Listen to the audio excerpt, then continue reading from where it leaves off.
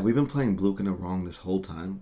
Today I'll be showcasing a deck profile of a build that I've recently found success with, one that doesn't include the 4-1 Sukuna from the starter deck. I'll be breaking down my card choices, techs, and any notable interactions of the deck. Let's dive in and see if we can unlock this deck's full potential. This deck excels at controlling your opponent's board by bouncing your opponent's creatures and tapping them down, effectively disrupting their board and controlling the tempo of the game. And let's get into the deck profile. Yes, just to reiterate, I am not going to be incorporating the 4-1 raid Sukuna because by playing it, you remove more raid targets from your deck that provide more consistency. And when you're playing this version, outside of the 5-1 Sukuna, search for top 5, the only way you get to your fingers is by hard drawing them. So I opted to play the more consistent version. Also, when this card gets played, it doesn't interact with the board, so you're strictly hoping on drawing removal and having another thing to answer it, whereas all my Sukunas that I play answer a card on the board when they're getting played. To get into it, so no further ado, 4 Sukuna's Fingers. It's a 1-1 event that sidelines a life in order to untap an AP and draw a card. If you have a Yuji Itadori active on the board, then you can rest it instead of sidelining a life to play this card instead, which is great. This is effectively like an upstart goblin, allowing to play a smaller deck, which makes it more consistent in the long run. And also I prioritize playing this card over discarding it over with cards like Nobara or anything like that because it gets you a card deeper that way. Yeah, this card's great. The more that you see, the stronger your Sukunas get via Shrine and just feeding their own effects. So yeah, it's great. Going forward, pretty self-explanatory. The 0-1 Yuji, it is a get target, so while in life it guarantees you see it. They're very important to make sure that I can raid into my 5-1 Sukuna. And also it's just a 0-1 for my 10-0 drops to promote more consistency of my deck and just being able to play. Where my deck differs from a lot of people's decks, I opt to play the 2-1 Yuji. That's a 3k. On play, it looks at the top 5 cards of your deck for a Sukuna's Finger, and if you're able to grab one, then you bottom deck a card from your hand. Not only just grabbing the finger, but having more Yujis as a target for raid is great, even though I'm playing less overall raid Sukunas for it. And it's also a 3k body, so it's just a good card in general, and something that I think that people should be leaning towards over the raid version.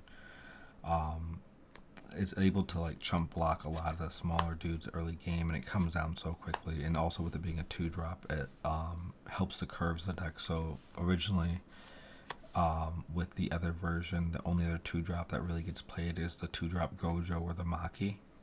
This increases the number of 2-drops that you play, so your curve out is usually more consistent. So the 2 zeros that you keep from your opening hand allows you to play this, and then gets you to 3, which bridges you to the 3-1 finger Yuji, which is we're going to be playing at 4. It's a 3-1 3k that scales up to a 4k if you have a finger in the grave, but that's only during your opponent's turn. The biggest part is that it produces 2 energy, so and it's active trigger. So in order to play the higher cost Sukunas in your deck, you need to see two energy producing cards, which is not too difficult. So this usually sits in the back line, and as a last resort, you usually raid target.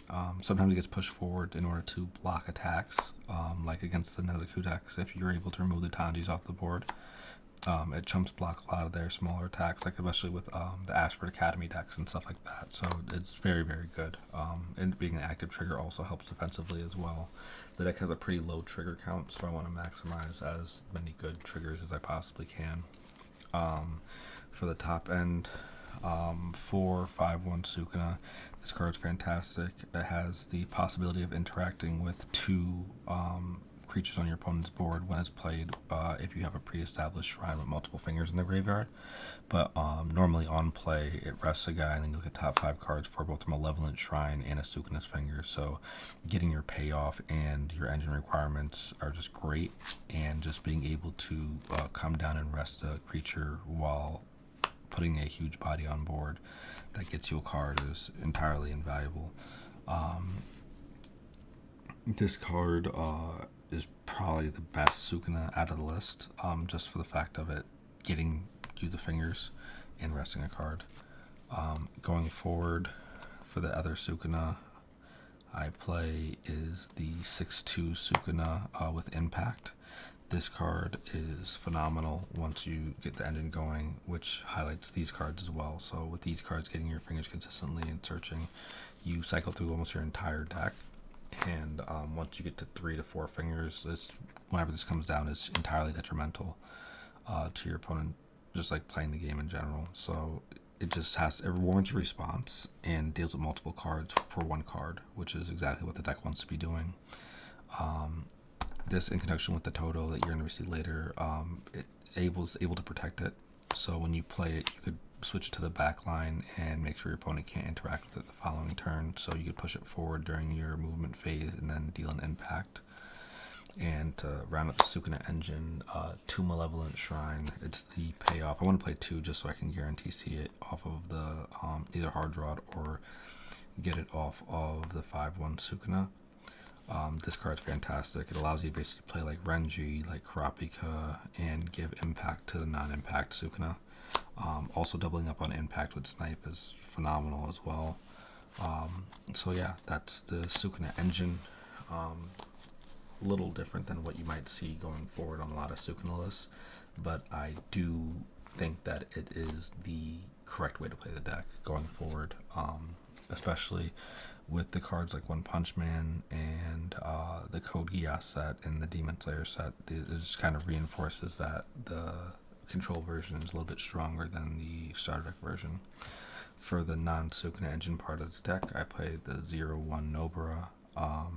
This card's great for cycling and getting to pieces earlier on, and in conjunction with the 1/1 Bounce Nobara, allows you to repeatedly cycle and just get to cards deeper in your deck that you wouldn't have normally seen otherwise.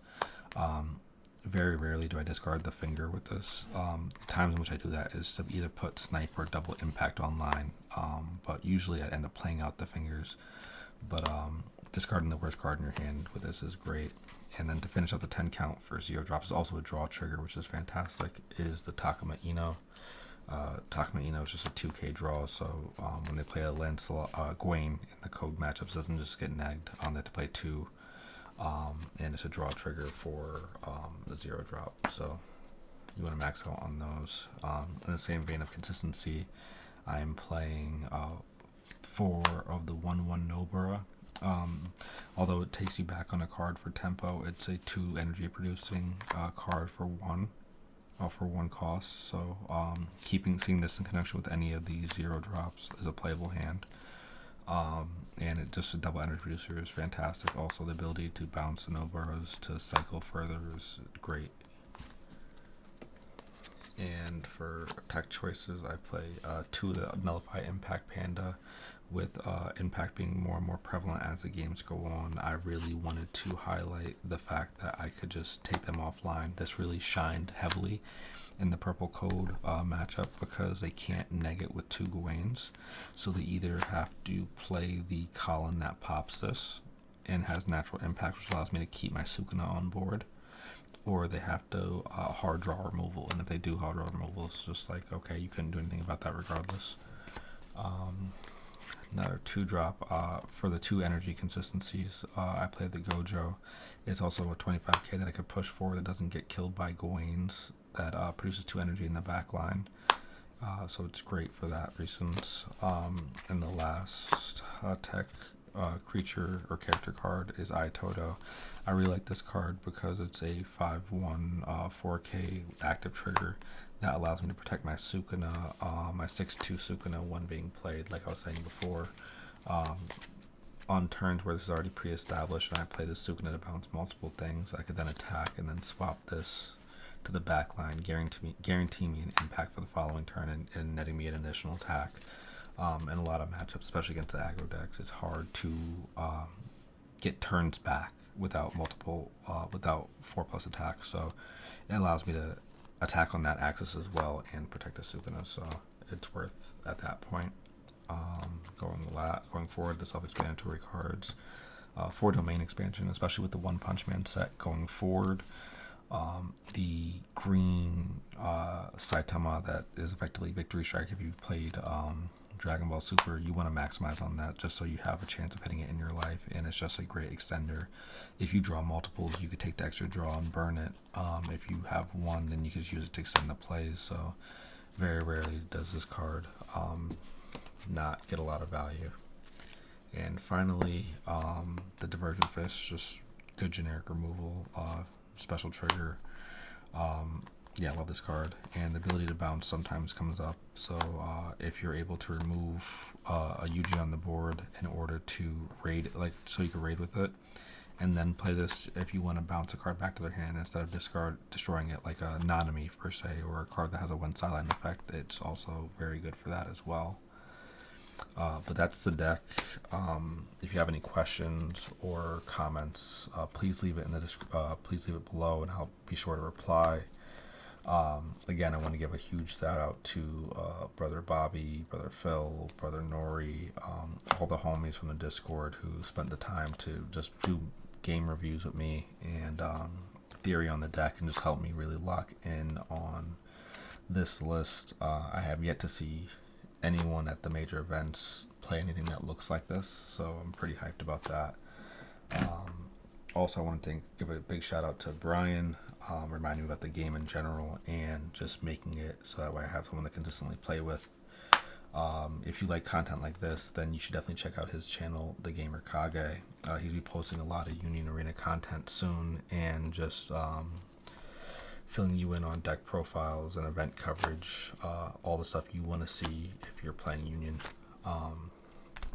Again, like, comment, subscribe. Thank you again, and have a great day.